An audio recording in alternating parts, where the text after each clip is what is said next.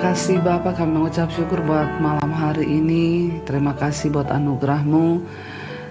Terima kasih buat kami di sini. Kami boleh bangun pagi dengan tubuh yang sehat, tidak kurang suatu apapun. Berkati setiap anak-anak-Mu yang terus setia mencari wajah-Mu. Biarlah kami boleh senantiasa ada di dalam perkenanan Tuhan. Terima kasih Bapa, kami rindu mendengarkan firman Tuhan. Urapi setiap kami dalam nama Yesus. Haleluya. Amin, amin, amin. Iya. Shalom saudara. Terima kasih buat setiap sekali lagi doa-doa dan ucapan saudara buat ulang tahun saya ya. Sekiranya Tuhan semuanya membalaskan. Dan puji Tuhan, kita hari ini masih berada di Philadelphia. Besok kita akan ke Colorado ya, karena pelayanan di sana. Buat yang di Colorado ya, datang untuk beribadah bersama-sama di acara Natal. Tuhan Yesus memberkati setiap kita, dan hari ini kita akan melanjutkan pembacaan firman Tuhan ya, dan kita percaya bahwa Tuhanlah yang senantiasa menopang kita. Saudara, jadi kalau di sini tuh saya kalau bangun pagi memang hidungnya mampet karena di sini suhunya minus derajatnya ya. Jadi saya tidak sakit, karena banyak yang bilang Ibu Debbie sakit ya, enggak. Cuman kalau pagi itu memang dingin ya. Dan baik, kita akan sama-sama belajar firman Tuhan. Sebelumnya saya akan bacakan kesaksian terlebih dahulu. Shalom Ibu, nama saya Yelvi dari Bogor. Saya mau bersaksi atas kuasa Tuhan dalam hidup saya dan keluarga saya. Saya ini pendengar setia Mesbah Doa dan Mesbah Syukur. Bahkan dari awal tahun 2022 saya tuh mau bersyukur ya lewat semua khotbah-khotbah Ibu.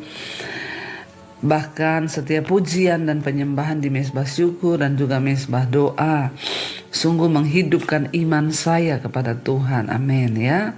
Karena memang pujian dan penyembahan itu dapat membangun iman.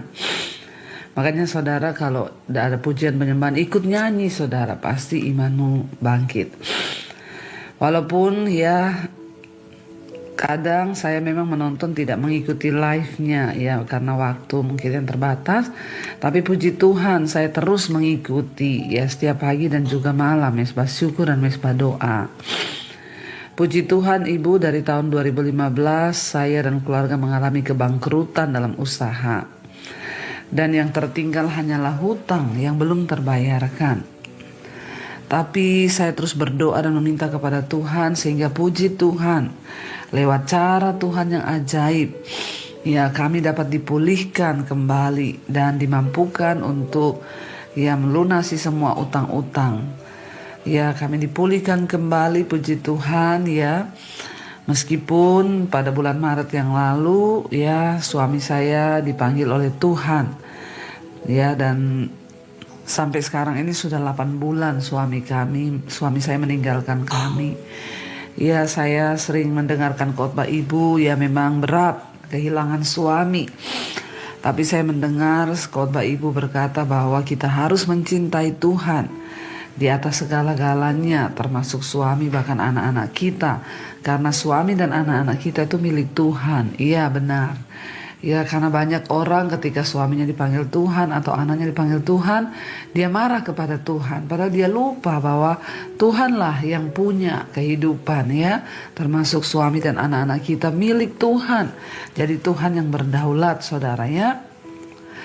Dan saya mendengar itu, saya dikuatkan. Saya terus berdoa dan terus setia sampai hari ini mengikuti Mesbah Doa dan juga Mesbah Syukur. Saya tenang di dalam Tuhan dan juga keluarga kami sudah dipulihkan semuanya, puji Tuhan.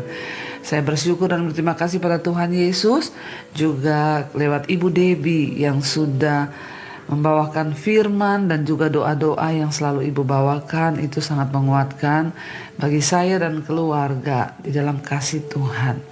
Tuhan memberkati buat Ibu Debbie dan keluarga dalam pelayanannya. Amin, amin, amin. Iya, puji Tuhan saudara ya. Tidak ada perkara yang mustahil bagi Tuhan. Hari ini kita mendengar kesaksian dari seorang ibu ya yang mengalami kebangkrutan, bahkan yang tertinggal hanyalah hutang. Karena itu Saya juga mau berbagi bagi setiap kita yang hari ini saya tahu banyak sekali yang WA ke saya terlilit hutang piutang.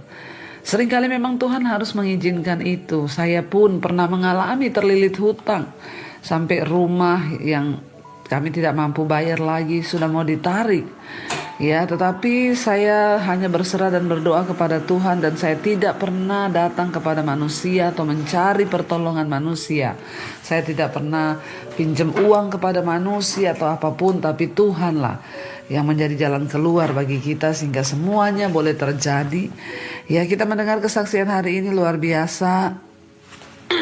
Bagaimana Tuhan menolong. Karena itu buat saudara yang sedang dalam permasalahan keuangan, hutang piutang, jangan menyerah, teruslah berharap. Iya, dan baik, hari ini kita akan melanjutkan pembacaan firman Tuhan. Kemarin kita sudah selesai dengan Ulangan pasal yang ke-21.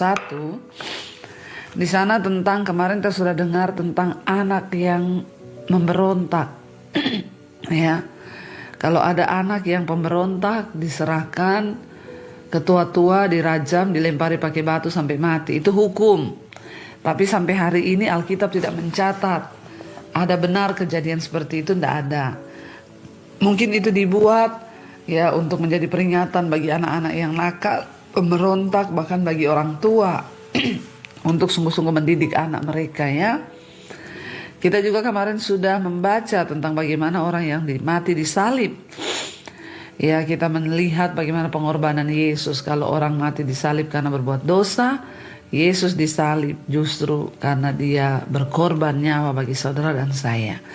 Sekarang kita lanjutkan. Sudah di Ulangan pasal 22 tentang tolong menolong. Ulangan pasal 22 tentang tolong menolong. Ayat yang pertama.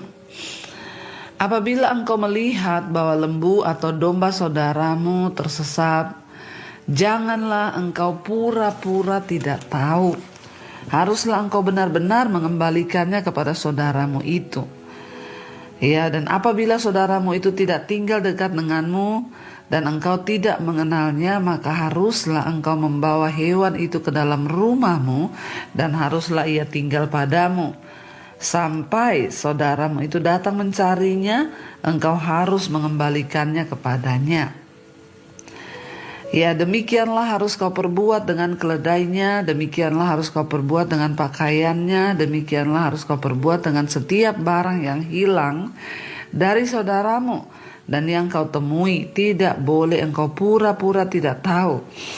Apabila engkau melihat keledai saudaramu atau lembunya rebah di jalan, janganlah engkau pura-pura tidak tahu.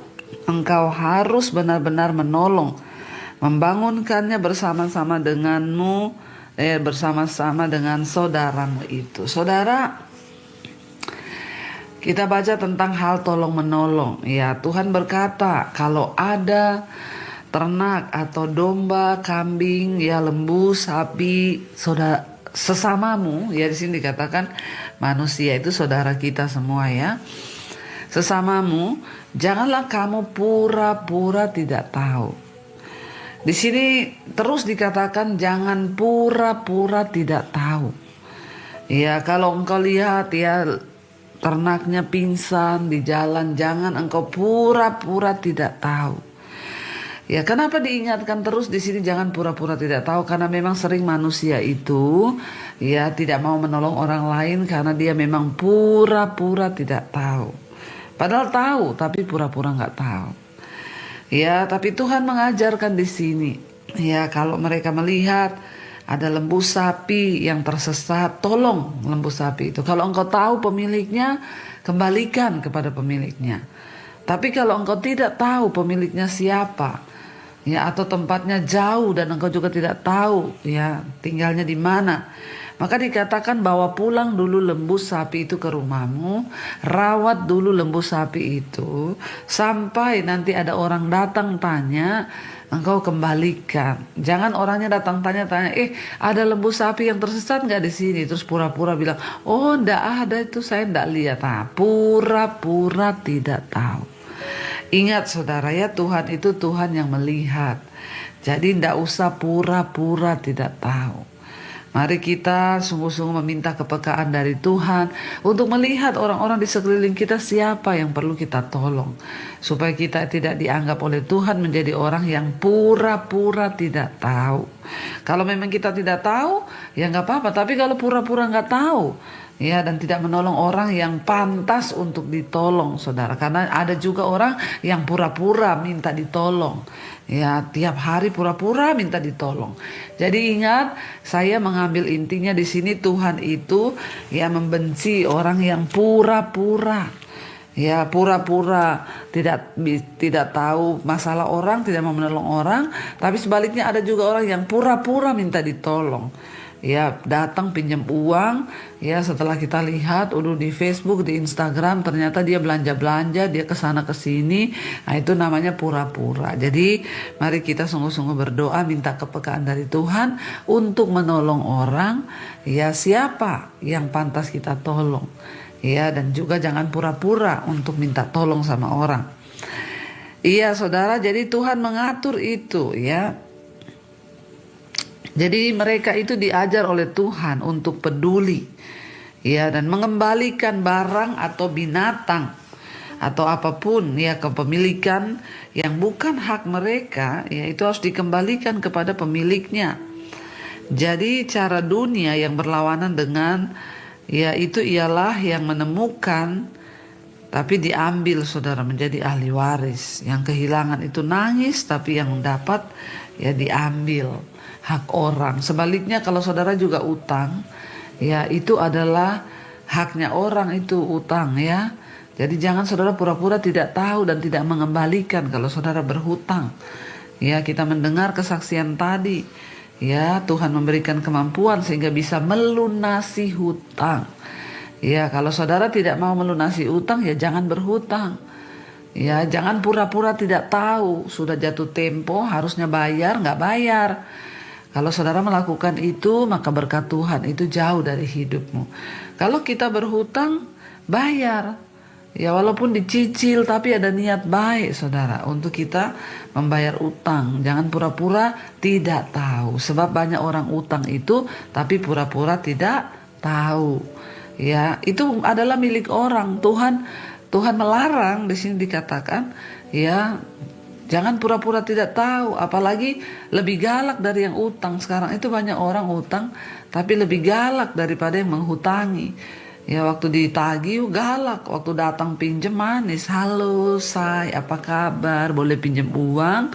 Begitu dikasih, orangnya cuman WA atau gimana kabar? Nggak dibalas, malah diblok. Ya, jadi saudara, kalau saudara ada utang, yang pertama bersikaplah baik terhadap orang yang sudah menghutangi. Jangan pura-pura tidak tahu, pura-pura nggak baca WA.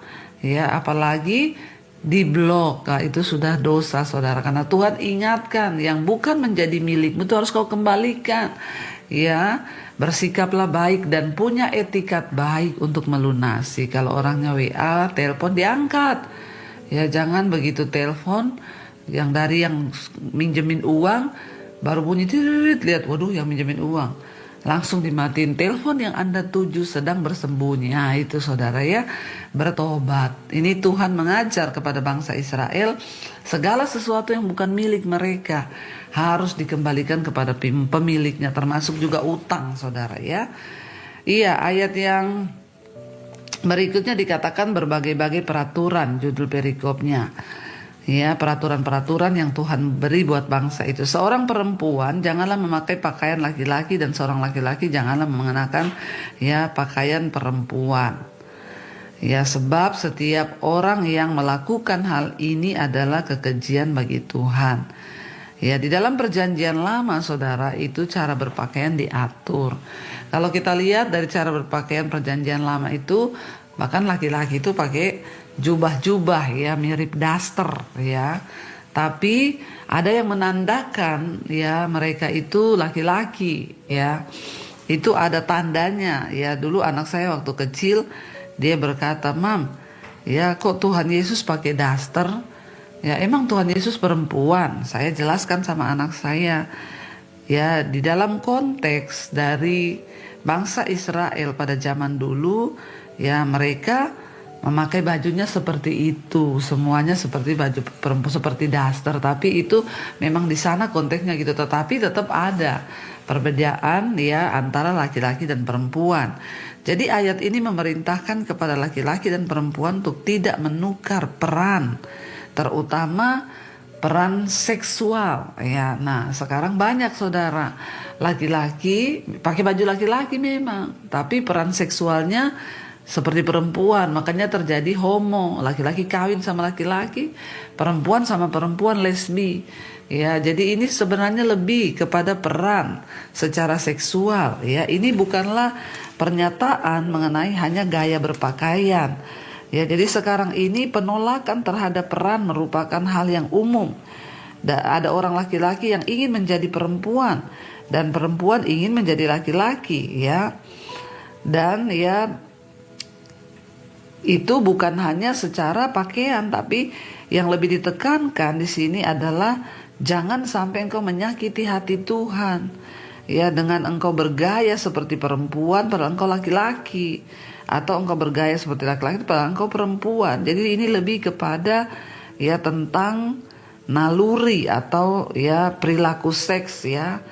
Pada zaman itu jadi Allah memiliki tujuan dalam menjadikan kita secara unik, yaitu laki-laki dan perempuan. Ya, diatur saudara. Ya, jangan sampai, karena ya kalau laki-laki sudah berpakaian perempuan ya pasti itu sudah aneh ya. Dan kalau zaman sekarang ya dengan perbedaan zaman, dengan perkembangan zaman, ya sekarang perempuan boleh pakai celana panjang. Kenapa? Dari segi kita lihat keamanan yang pertama, dari segi praktis ya, kalau pergi naik motor kayaknya pakai rok itu rempong ya. Dari segi apa ya kenyamanan itu bisa, tapi yang ditekankan di sini adalah lebih kepada perilaku ya, karena pada zaman itu ada orang laki-laki memakai baju perempuan tapi sudah berperilaku seperti perempuan. Itu yang bahaya. Demikian perempuan ya memakai pakaian laki-laki, berperilaku seperti laki-laki, sehingga jatuh cintanya sama perempuan, perempuan sama perempuan, laki-laki sama laki-laki.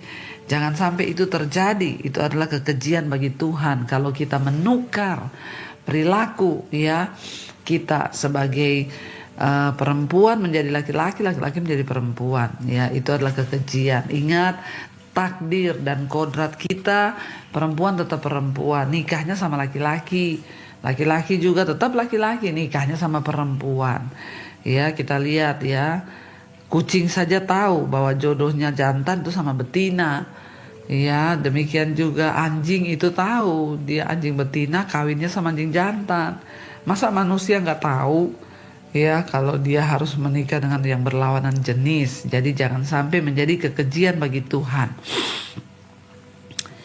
Ya, ayat yang berikutnya, apabila engkau menemui di jalan sarang burung di salah satu pohon atau di tanah dengan anak-anaknya, burung atau telur-telur di dalamnya, dan induknya sedang duduk mendekap anak-anaknya atau bertelur-telur itu, maka janganlah engkau mengambil induk itu bersama-sama dengan anak-anaknya.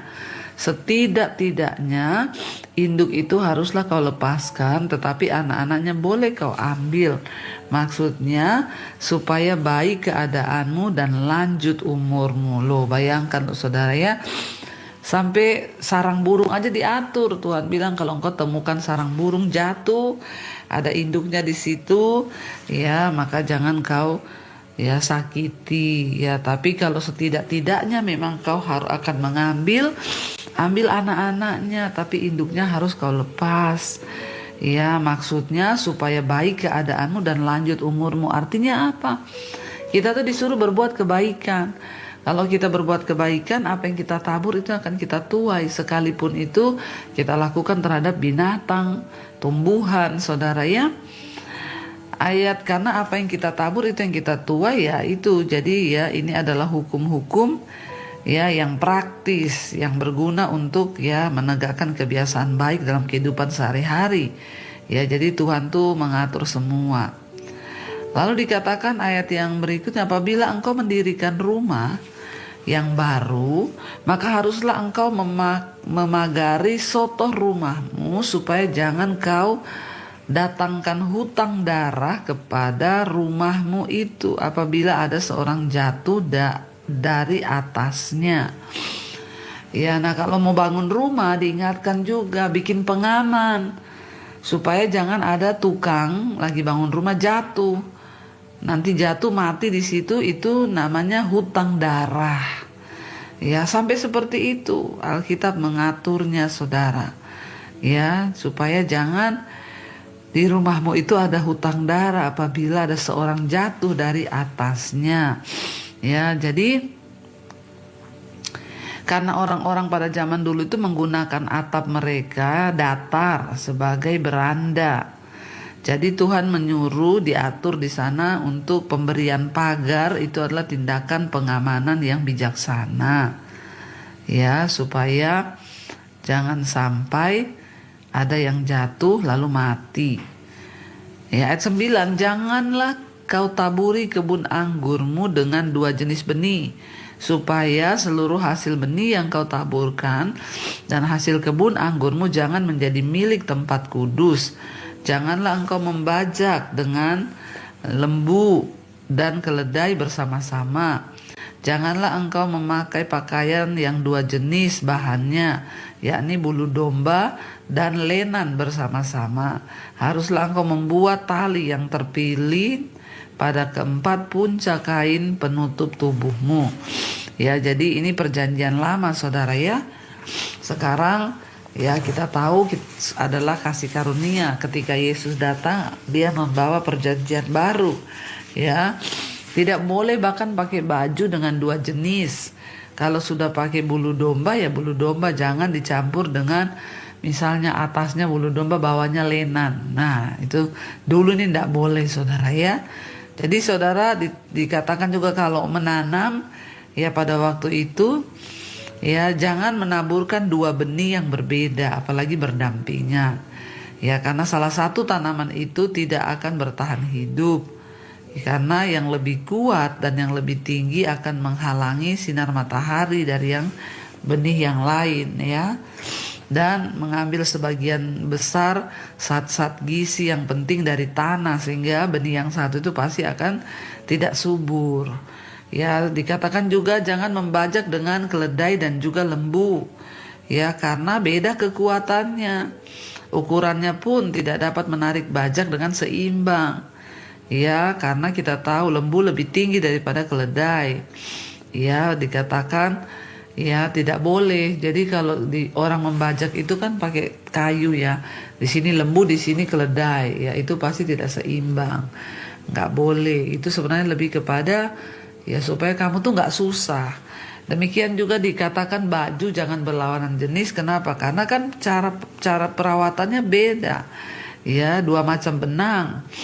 Yaitu memakai ya benang apa tadi dikatakan yang kain linen sama ya bulu domba. Cara mencucinya juga kan berbeda. Kalau digabungkan keduanya maka akan mengurangi kualitas. Jadi jangan menganggap hukum Allah itu sebagai batasan-batasan ya yang sifatnya ya tetapi semuanya mengikat. Semuanya itu ada alasan-alasannya sebenarnya. Sebenarnya baik semuanya itu kalau kita lihat. Ya cuma memang untuk dilakukan di zaman sekarang ya memang kita tahu ini adalah perjanjian lama, saudara, yang kita baca ya. Jadi banyak yang sudah berubah. Dan kita akan lanjutkan besok ya. Kita akan masuk besok tentang hukum perkawinan. Tetapi semua dari hukum Taurat itu nilainya itu baik. Kayak tadi kita baca ya, kenapa laki-laki gak boleh pakai baju perempuan, perempuan gak boleh pakai baju laki-laki. Takutnya nanti ya tertukar identitas diri. Yang laki-laki jadi perempuan, perempuan jadi laki-laki.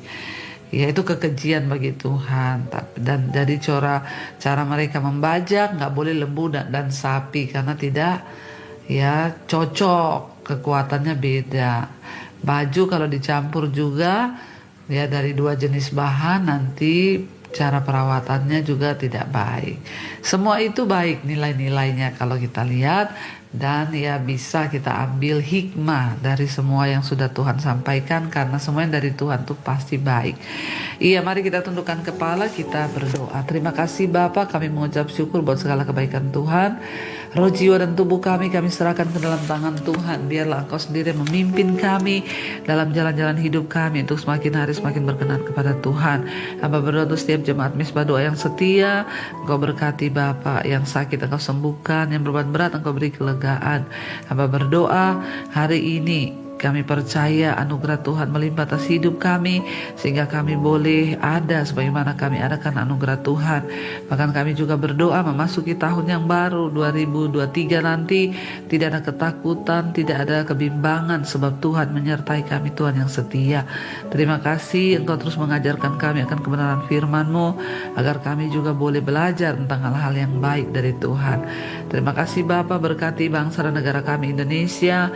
Anugerah-Mu turun atas bangsa dan negara kami, lindungi, jagai bangsa Indonesia dalam perkenanan Tuhan, dijauhkan dari segala mara bahaya, pertentangan, kerusuhan di beberapa daerah hari ini. Tuhan terus menjaga buat Papua juga, Bapak Engkau jagai, biar dalam keamanan, ketentraman Tuhan pegang kendali. Berkati Bapak Presiden Jokowi, wakil, seluruh jajaran kabinet yang ada, TNI, Polri, Tuhan, lembaga-lembaga negara, semua Tuhan tutup pupus dengan kuasa darah-Mu, bersihkan, murnikan, agar Indonesia boleh menjadi bangsa yang ada dalam kebenaran, dan Tuhan menjadi Allah atas bangsa kami. Terima kasih Bapa, berkati juga semua bangsa-bangsa di 5 benua, Asia, Afrika, Amerika, Eropa, Australia. Tuhan menjadi Tuhan, dan Engkau yang pegang kendali. Setiap kami yang setia berdoa, kami percaya Tuhan menjawab dan mendengarkan apa yang kami serukan kepadamu. Tidak ada perkara yang mustahil bagi Tuhan. Mari buka hati dan tangan kita saudara, untuk menerima berkat yang dari Bapa. Karena itu saudara, terimalah kiranya berkat dari Allah Bapa, cinta kasih Tuhan Yesus Kristus, penyertaan Allah Roh Kudus turun atas hidupmu, dan datanglah kerajaan-Nya atas kehidupan kita. Nama kita tercatat di dalam kerajaan sorga ketika Tuhan datang, di dalam buku kehidupannya. Di dalam nama Tuhan Yesus, yang percaya diberkati Tuhan, katakan bersama, amin, amin, amin. Tuhan Yesus And there I find you in the mystery.